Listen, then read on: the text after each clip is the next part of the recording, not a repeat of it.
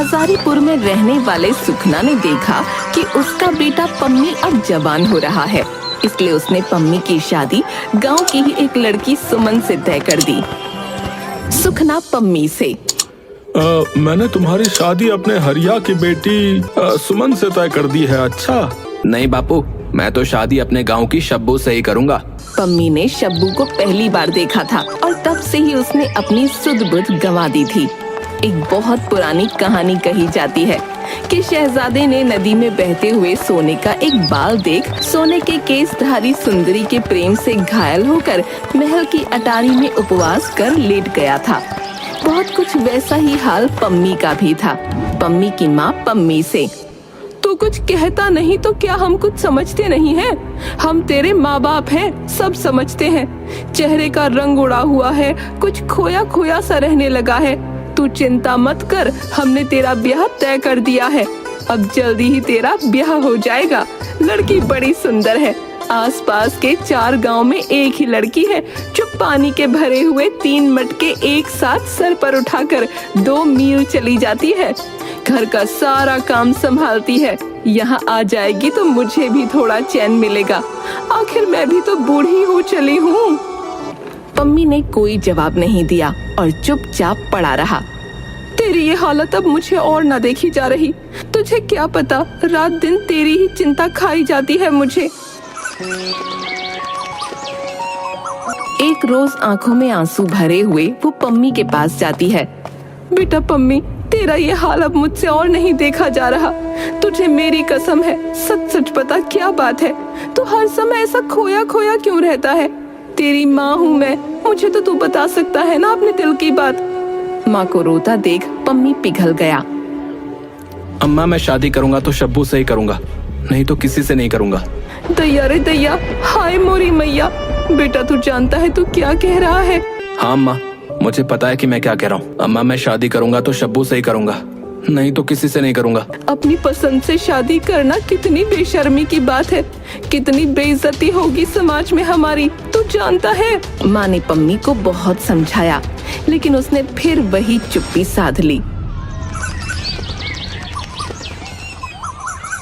पम्मी के माँ बाप जब पम्मी को आसपास देखते तो शब्बू की बुराई और सुमन की तारीफ करने लगते और आपस में बातें करते।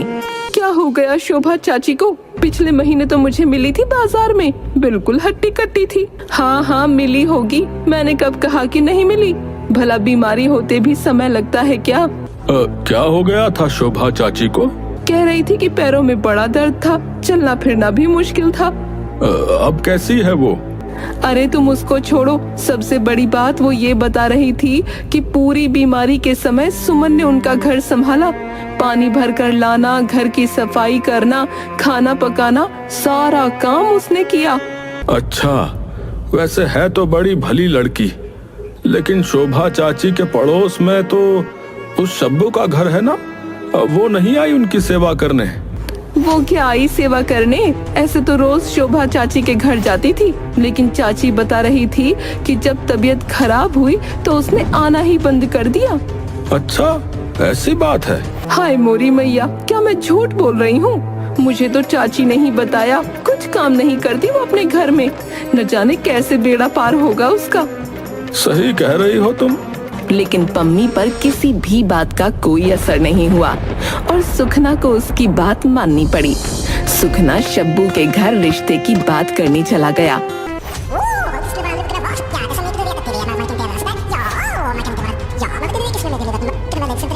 सुखना घर वापस लौटकर आया। ऐसे नालायक बेटे से तो बे औलाद होना भला था। पम्मी की माँ घबराकर बेटे की बलाई लेते हुए बोली, हाय हाय, क्या हुआ? ऐसी बातें क्यों कर रहे हो? होगा क्या, ऐसे बेशरम लड़के से और क्या उम्मीद की जा सकती है? सारी इज्जत खाक में मिल गई और घर मिट्टी में मिल जाएगा। हाय हाय, क्या हुआ ये तो बताओ। ऐसा क्यों कहते जा रहे हो? अगर ऐसे ही इसके मिजाज थे तो ये किसी और के घर में पैदा हो जाता तो ज्यादा अच्छा था। तुम्हें पता है उस सब्बू के बाप ने क्या कहा? अरे कहा क्या, उसने तो सीधे मुंह बात भी नहीं की और कहता है, सब्बू की बात तुम मत सोचो, मेरी बेटी तुम जैसों के घर नहीं जाएगी। सब्बू को वो ऐसे घर में देगा जहाँ से उसे 200 रुपए की गठरी बांध कर मिलेगी। क्या कहा? 200 रुपए की गठरी बांधकर? हाय दैया, मैं तो मर गई। तू भी बूढ़ी हो गई। तू ही बता, तूने कभी ऐसा तूफान सुना है? 200 रुपए की गठरी कोई चीज होती है या नहीं होती? और कौन सा ऐसा बाप होगा जो अपनी बेटी का ब्याह करने के लिए पैसा मांगेगा? अच्छा खासा सुमन से इसके रिश्ते की बात की थी, लेकिन तेरे इस नवाब को तो उस सब्बू से विवाह करना है। क्या कमी है उस लड़की में? है रंग जरा मैला हुआ तो क्या हुआ? औरत तो औरत ही होती है। तुझे उसके रंग का क्या करना है? लेकिन नहीं, इसे तो कुछ समझ में नहीं आता। अभी 6 महीने भी नहीं हुए, मैंने इसके लिए अपनी गाय बेचकर फटफटिया खरीदी थी। सारी उम्र मेहनत करके भी नहीं कमा पाएगा 200 रुपए, लेकिन शान देखो इसकी है। और तू बता, तू इतनी बुढ़ी हो चुकी है? कभी एक औरत की कीमत 200 रुपए सुनी है तूने? 200 रुपए में तो फिरंगी खरीदी जाती है। पम्मी ने ये सब सुना और अपनी आंखें सीने में दबाकर करवट बदल ली, लेकिन उसकी हालत वैसी की वैसी ही रही।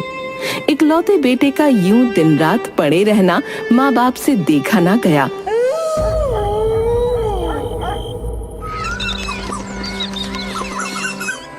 ठीक है, हमारा क्या है, हम तो पके हुए फल हैं, कब टपक जाएंगे कुछ नहीं पता। रोजी का सहारा यही भैंस है, ये भी बिक जाएंगी तो फिर खुद फिरंगियों की सड़क पर रोड़ी कूटने की मजदूरी करेगा। हम उसका भाग्य नहीं बदल सकते। लोग यही कहेंगे कि सुखना का बेटा मजदूरी करने लगा। अब उसकी किस्मत में यही है तो मैं क्या कर सकता हूँ। गाय भैंस बेचकर सुखना ने शब्बू के पिता को 200 रुपए देकर शब्बू और पम्मी की शादी करवा दी। शब्बू को इस बात का बड़ा घमंड था कि उसे 200 रुपए चुका कर लाया गया है। शब्बू के नखरे बहुत थे। पानी भरने जाती तो आधा ही घड़ा लेकर लौटती, वो भी बल खाती कमर से। पड़ोस की निरा, ऐसा नखरा ठीक नहीं है, किसी रोज ऐसी मार पड़ेगी कि कमर सदा को लचक जाएगी। मेरे माँ बाप ने मुझे मार खाने को नहीं भेजा, कोई मुझे हाथ तो लगाए। तेरा क्या है, तेरे मर्द ने तुझे मुफ्त में लिया है, लंगड़ी लूली हो जाएगी तो एक और सही। दूसरी तरफ पम्मी की माँ को शब्बू के रंग ढंग बिल्कुल भी पसंद नहीं आ रहे थे। पम्मी की माँ पड़ोसन से कहती, देखो तो 200 रुपए देकर ब्याह किया है, पर मुझे क्या आराम मिला? इसे तो अपने नखरे से ही छुट्टी नहीं मिलती। जवानी की तेरी उम्र है, कुछ कमाई अब नहीं करेगा तो कैसे निभा पाएगा बता? यूं घर पर बैठा रहेगा क्या है? तुझे शोभा देता है? रोजी का एक जरिया था गाय भैंस, सो तेरे ब्याह में खत्म हो गया। अब तो तू कुछ नहीं करेगा तो क्या मैं परदेश जाकर मजदूरी करूं? पम्मी को काम करने के लिए दूसरे गांव जाना पड़ा, लेकिन मन उसका घर पर ही रहता।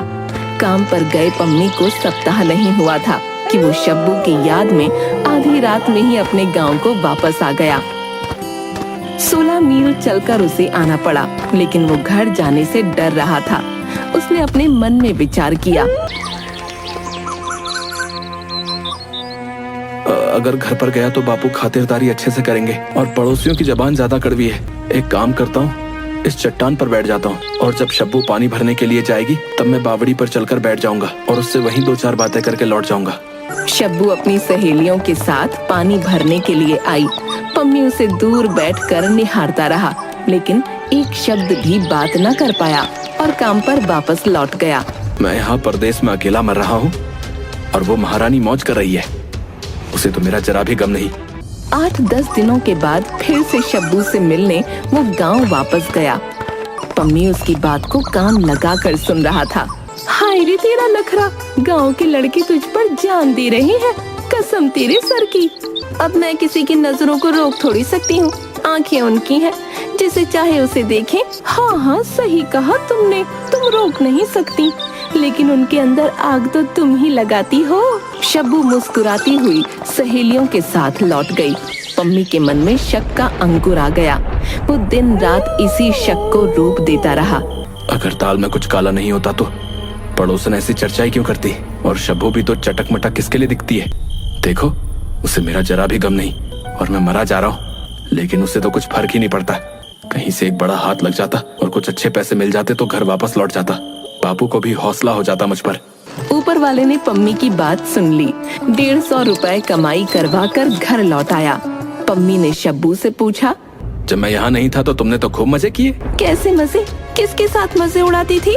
क्यों, गांव में क्या कम आदमी है? खूब सज धज कर पानी लेने जाना होता था तुम्हारा, मुझे सब पता है। मैंने कभी किसी की तरफ आंख उठाकर देखा हो तो मैं मर जाऊं, नहीं तो मुझ पर झूठा इल्जाम लगाने वाला मर जाए। तो बन ठन कर अपना हुस्न दिखाने नहीं जाती थी क्या गांव के लोगों को? मैं क्यों जाऊंगी दिखाने किसी को? कोई मुझे घूरे तो इसमें मेरा क्या कसूर है? तो तू यूं बन ठन कर किसे दिखाने के लिए निकलती थी? मैं क्या करती? क्या मुंह काला कर लूं? मैं जैसी हूँ वैसी हूँ, और तुमने भी तो मेरे रूप रंग को देखकर ही शादी की थी। क्या मुझ में और गांव वालों में फर्क नहीं है क्या है? मुझे नहीं पता, तुम जानो और तुम्हारा काम जाने। मेरे पास तुम्हारी फालतू बात के लिए समय नहीं है। किसी मुसाफिर को गांव से गुजरते देखकर भी उसे शक होता कि ये शब्बू के रूप की ख्याति सुनकर ही बहाने से इधर आया है। सारा गांव उसे शब्बू के पीछे पागल दिखाई देने लगा। एक रात पम्मी ने शब्बू से पूछा, आज तू बाहर से लौट रही थी, तब राह में मुस्कुरा क्यों रही थी? मैं कहाँ मुस्कुरा रही थी? और वो सब आदमी खड़े हुए क्यों देख रहे थे तुझे? मैं क्या जानूं, तुम उनसे ही जाकर पूछ लो। तुम बहुत घमंडी हो, हैं? तुम्हें हुस्न का बहुत घमंड है। एक दिन तुम्हारी नाक काट दूंगा, सारा रूप धरा का धरा रह जाएगा।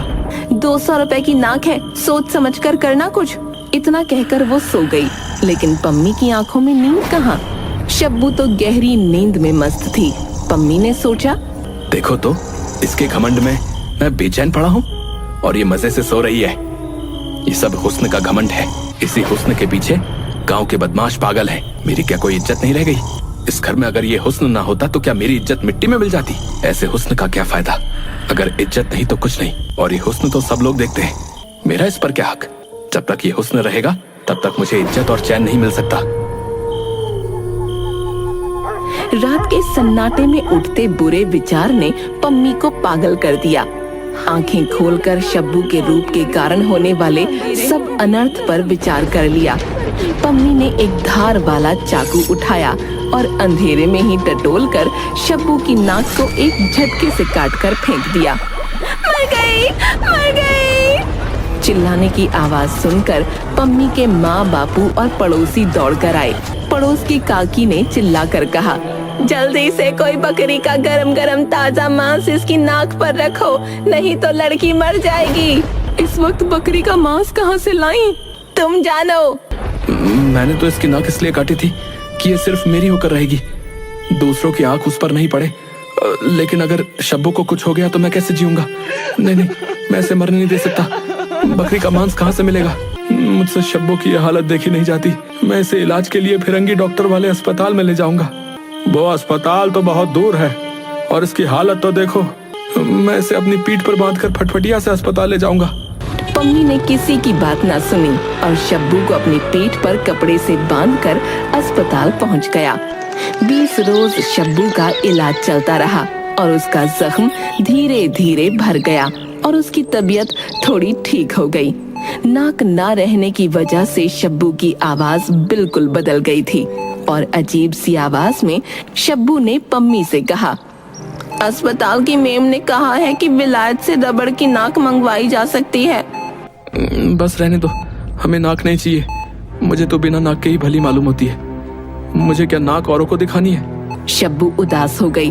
चलो खाना खा लो। मुझे भूख नहीं है, मैं खाना नहीं खाऊंगी। पम्मी के लिए बड़ी भयंकर समस्या आ पड़ी। उसने सोचा, बुरा हो इस अंग्रेजी मैम का। मैंने एक नाक काटी थी, वो दूसरी बनाने की तैयारी कर रही है।